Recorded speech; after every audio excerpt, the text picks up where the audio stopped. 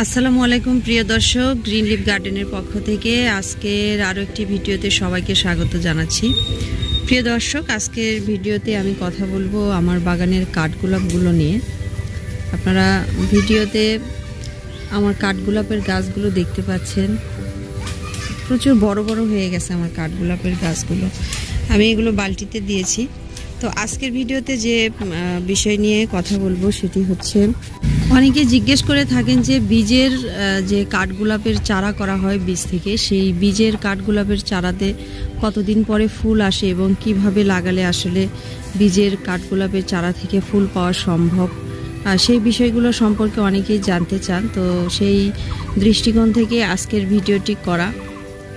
কারণ সাধারণত সবাই যেটা করে যে কাঠগোলাপের কাটিং থেকে চারা করা হয় সবচাইতে বেশি।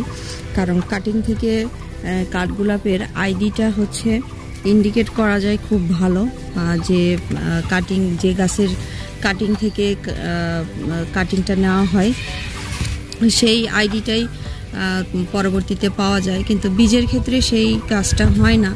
বীজের ক্ষেত্রে দেখা যায় যে মিক্স হয়ে যায়, বীজ থেকে গাছ হয়, গাছে ফুল ফোটার পরে বোঝা যায় যে আসলে কোন কালার হবে সেই কাঠগোলাপের। অনেকেই সিলেক্টেড বীজের চারা বিক্রি করে, কিন্তু সেই ক্ষেত্রে আসলে সিওরিটি দেওয়াটা খুবই মুশকিল যে আসলে কোন আইডির কাঠগোলাপটা হবে। তো আবার অনেকেই বলে যে বীজের কাঠগোলাপে ফুল হয় না, শুধু গাছই হয়, ফুল পাইতে অনেক দেরি হয়। তো এই সব কিছু নিয়েই আজকের ভিডিওটা। প্রথমেই বলে রাখি, আজ এখানে যে 4টা কাঠগোলাপের গাছ আপনারা দেখতে পাচ্ছেন, এই যে এখানে 2টা আর আমার এই পাশে আরও 2টা আছে। এই 2টার মধ্যে হচ্ছে যে একটা হচ্ছে শুধু কাটিংয়ের কাঠগোলাপ, যেটা এই যে এই গাছটা, এটা হচ্ছে কাটিং থেকে চারা করা। যে মাশাআল্লাহ এত হেলদি এবং মোটা গাছটা, মোটা হয়ে গেছে। এটা হচ্ছে কাটিং থেকে, কেবল এটাতে হচ্ছে যে ইনফ্লো চলে আসছে, এটাতে ইনফ্লো চলে আসছে। আর বাদ বাকি এই 3টা গাছই কিন্তু আমার বীজ থেকে চারা করা, এবং আমি নিজে হাতে বীজ থেকে চারা করেছি এবং নিজে লাগিয়েছি। আমি 5টা চারা করেছিলাম বীজ থেকে, 2টো আমি বিক্রি করে দিয়েছি, আর এই 3টা আমি আমার নিজের জন্য লাগিয়েছি পরীক্ষামূলকভাবে, যে আসলে আদৌ বীজ থেকে আসলে চারা হয় কিনা। অনেকেই চারা চাচ্ছেন আমার কাছ থেকে, বীজের চারা। তো আমি নিজে পরীক্ষা না করা পর্যন্ত আসলে সেই জিনিসটা অন্যের কাছে দেওয়াটা আমি শোভনীয় মনে করি না। তো আজকে ভিডিওটা পাবলিশ করছি যে আসলে বীজের চারা থেকে ফুল হয় কিনা।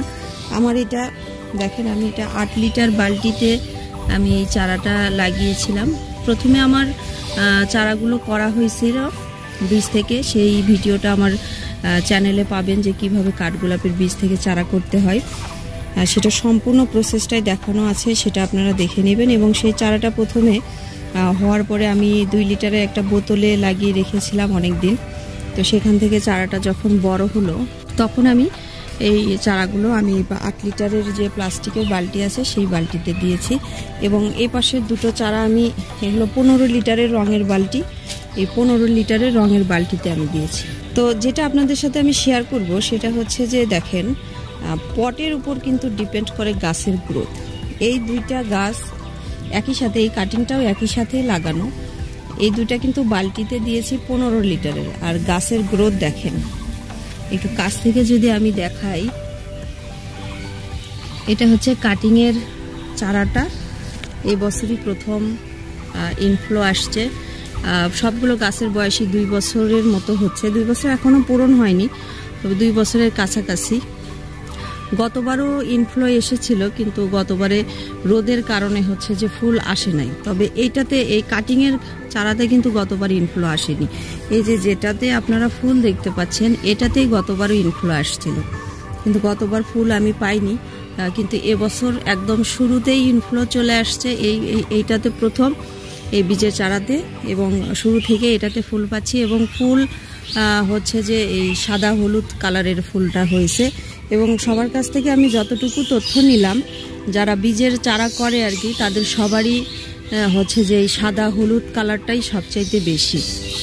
তো এখন বাদ বাকি আরও 2টা আছে বীজের চারা, এটাতে এখনও ইনফ্লো আসেনি, দেখা যাক, এটার অপেক্ষায় আছি এটা কি কালার হয়। এবং এটার প্রায় 4টা মাথা বের হয়েছে, খাবার দাবার হয়তো বেশি হয়ে গেছে এবং পটটাও বেশি হয়েছে বড়। প্রচুর পরিমাণে হয়তো এটাতে পুষ্টি পাইছে, যার কারণে এটার মাথা বের হয়েছে 4টা। এখনও ইনফ্লোর দেখা নাই, দেখা যাক এগুলোতে কি ধরনের ফুল আসে। যে কালারেরই ফুল আসুক আমি অবশ্যই আপনাদের সাথে শেয়ার করব। আর এই কাটিংটা আমার এই সাদা হলুদ কালারেরই কাটিং নেওয়া একজনের কাছ থেকে। তো এটাতে অবশ্যই সাদা হলুদ কালারেরই ফুল আসবে। অবশ্যই আমি আমার ফেসবুক আইডিতে সেটা অবশ্যই শেয়ার করব। এখন যেটা পটের ব্যাপারে যেটা বলি, ছোট পটে দেখেন গাছের গ্রোথটা একটু কম, ছোট পটে গাছের গ্রোথটা একটু কম, আর বড় পটে কিন্তু গাছের গ্রোথটা বেশি। কারণ আপনারা জানেন যে কাঠগোলাপের গাছ কিন্তু বড় হয়ে যায়। তো সেই দৃষ্টিকোণ থেকে মাটিতে যদি লাগান অবশ্যই ভালো রেজাল্ট পাবেন।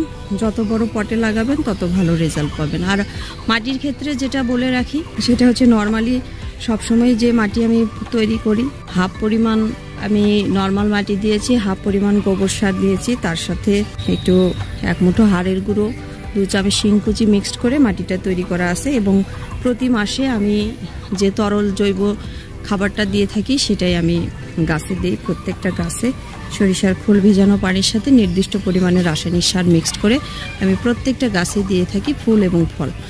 সেই জৈব সার মিক্স করতে হয় কিভাবে সেটা যদি দেখতে চান আমার চ্যানেলে ভিডিও আছে, আপনারা দেখে নিতে পারেন।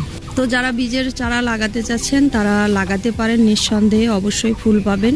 তবে সেটা 1 বছরেও পেতে পারেন, 2 বছরেও পেতে পারেন, 3 বছরেও পেতে পারেন। আর আইডির ক্ষেত্রে কোনো গ্যারান্টি নাই, যে কোনো আইডি হতে পারে। তবে সাদা হলুদ কালারটাই সবচাইতে বেশি। এটা তো আপনাদের সাথে শেয়ার করলাম যতটুকু তথ্য আমি নিয়েছি আর কি সবার কাছ থেকে। অনেকেই সিলেক্টেড আইডির বীজের চারা বিক্রি করছেন, তাদেরটা নিয়েও লাগাতে পারেন। আমি এখনও সেটা টেস্ট করে দেখিনি, আমার কাছে আরও কিছু বীজ আছে, সেগুলো আমি চারা করবো ইনশাল্লাহ। সেগুলো লাগানোর ইচ্ছা আছে, তবে একটু লেন্দি প্রসেস, এই জন্য বোঝাটাও একটু মুশকিল হয়ে যায়।